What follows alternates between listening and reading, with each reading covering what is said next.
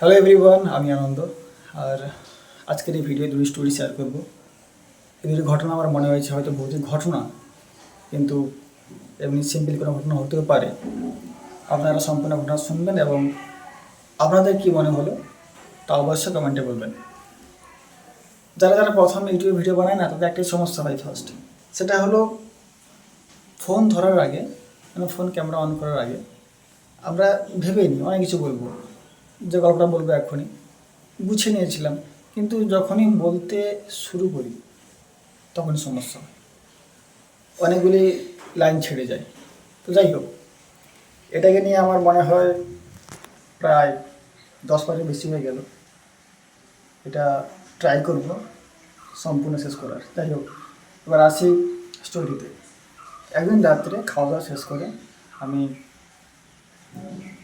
হাত মুখ ধুয়ে ঘরের মধ্যে যাব, তখন দেখলাম ঘরের কোনায়, রান্নাঘর থেকে বেরিয়ে ঘরের মধ্যে যাবো, তখন দেখলাম ঘরের কোনায় একটা লাইট জ্বলে আছে, যেমনটা এলইডি লাইট জ্বললে যেমন আলো দেখতে পাই তেমন।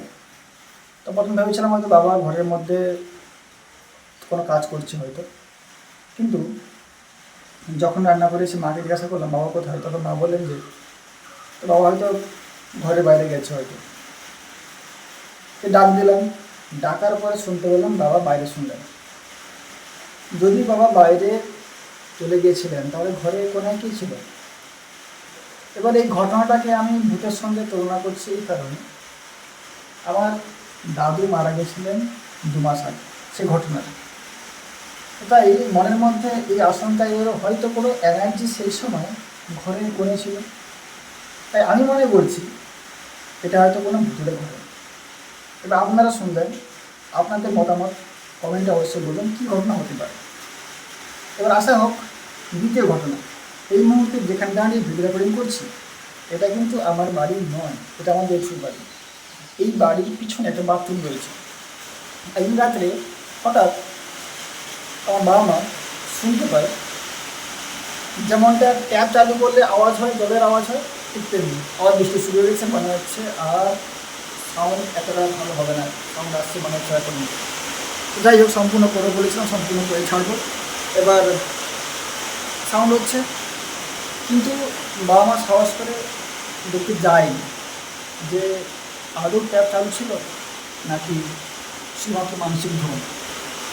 এই দুটি ঘটনা যখন কোনো আলোচনার মধ্যে পড়ে যায় তখন মনের মধ্যে স্বাভাবিক, যখন আমরা কোনো মানুষের কাজ দেখতে পাই না তখন আমরা সেটাকে ভূতের সঙ্গে তুলনা করে দিই।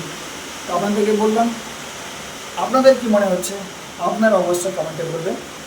আর এই যে রেকর্ডিং করছি ভিডিওটা, এটা যেমনটা ব্লগ তৈরি করে তেমনটা করছি, কারণ কি এখানে সাউন্ডটা একটু কম হয়, কিন্তু আজকে বৃষ্টির জন্য সাউন্ড গণ্ডগোলই হলো। যাই হোক, ক্ষমা চেয়ে নিচ্ছি আপনাদের কাছ থেকে। তো ভিডিওটিকে লাইক শেয়ার করে দেবেন, আর চ্যানেলটা সাপোর্ট করার জন্য সাবস্ক্রাইব করে পাশে থাকুন। ধন্যবাদ।